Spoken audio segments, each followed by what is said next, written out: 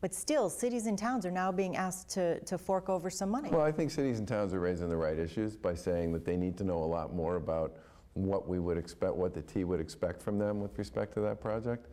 How you doing, sir? Okay, how are you? Good. When Donald Trump is not traveling the country selling his political message, he's at his offices overlooking Fifth Avenue in New York City. It's here where Trump spoke with me about his campaign and the controversies, which started soon after his campaign began in the summer.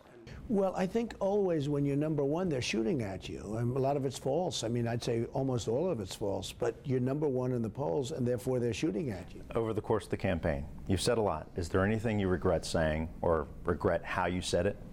Well, I guess I can always say things differently, but overall I'm, very happy about what I did. I say it in theory because, we expect the decision to be in June, operating under the assumption that this is a positive decision in favor of the president's executive order. The implementation will start, and we know that it's not an easy process for people to go through and be processed by the agency who's in charge, USCIS and all of that. Potentially, as many as 80,000 people could be affected, 80,000 people who would suddenly be able to compete for jobs with legal immigrants and with U.S. citizens. 6 out of 10 jobs for the next 10 years are going to require something more than a high school education. A certificate to a community college to a graduate or graduate degree. And so what we've spent, that report I spent 6 months writing for the president, said, how do we guarantee we have the most highly skilled workforce in the world?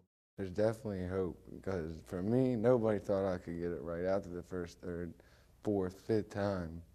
They thought, man, he's never gonna stop. Empowerment, where they're not just sitting there getting, they're giving.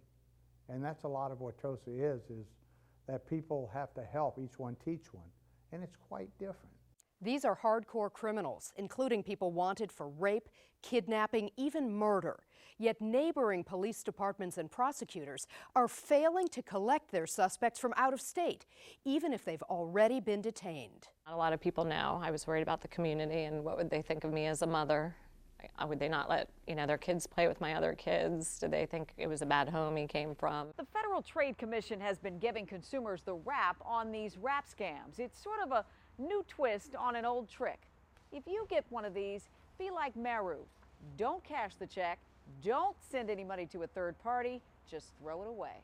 Psychiatrists say most of the fence jumpers are not here to harm the president, but are driven by their mental illness. If you had asked me 25 years ago, in the depths of that despair, if I at some point would end up as the acting drug czar in the White House, I would have been like, you're crazy. Voluntarily go in and testify against my parents and my family members was incredibly hard.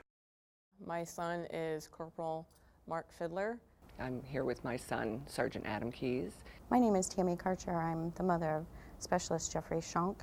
My son is Sergeant Robert Scott III. My name is Lynn Braden Reed. I'm the mother of Corporal Christian Brown.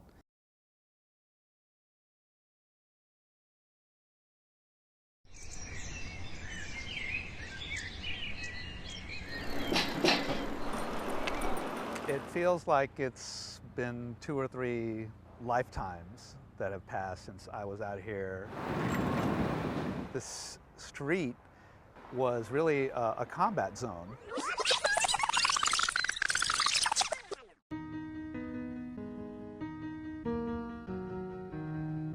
DC today is dramatically different from the way it was. There were shots fired, so as you can imagine, it was chaos. It's hard. It's sad. I've been homeless ever since I was 21. This is my home. When Shantae Alexander turned 21, her time in the foster care system came to an abrupt end. On my birthday, they was like, bye. She's been homeless ever since. I sold my laptop, and I paid for the tent. You have deodorant, you have candles. Shantae's mother died when she was just 13. I don't know my dad. As a little girl, Shantae bounced between foster homes. Today, unemployed and alone, her welfare checks go straight into a bank account. I have dreams. I do. To get off the street, do something positive. All right, gents, we good to go? Go, go, go, go, go.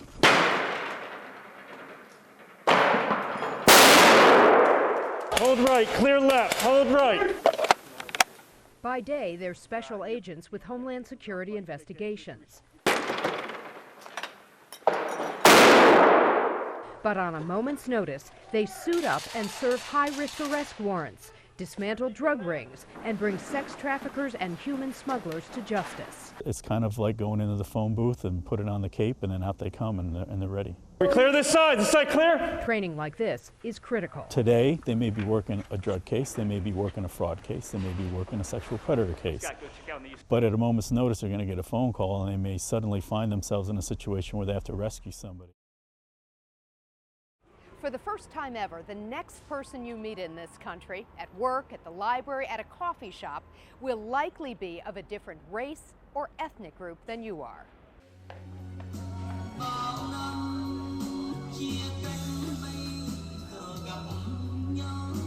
A Vietnamese flag snaps in the wind, right next to an American one. We speak 100% Vietnamese only at this shopping center. Hannah Bui and her friends try to come here every week. Most of Vietnamese activity is here, restaurants. Street signs and businesses may lead you to believe this is a bustling strip mall in Vietnam. But it's actually in Northern Virginia. I come here every year. I wouldn't miss it. I think it's a great time for everybody just to stop and thank the veterans who provide the freedom that we all live under. I don't feel like doing this anymore. I'm tired of it.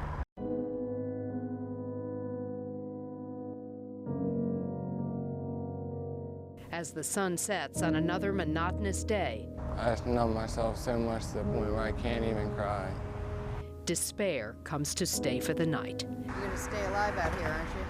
Yeah, I'm gonna keep fighting, because I know this will pass soon enough.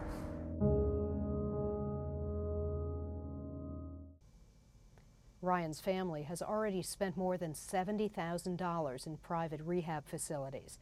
The longest program was 3 months, and afterwards, Ryan went right back to feeding his addiction. His family cannot get him insurance because of his pre-existing condition.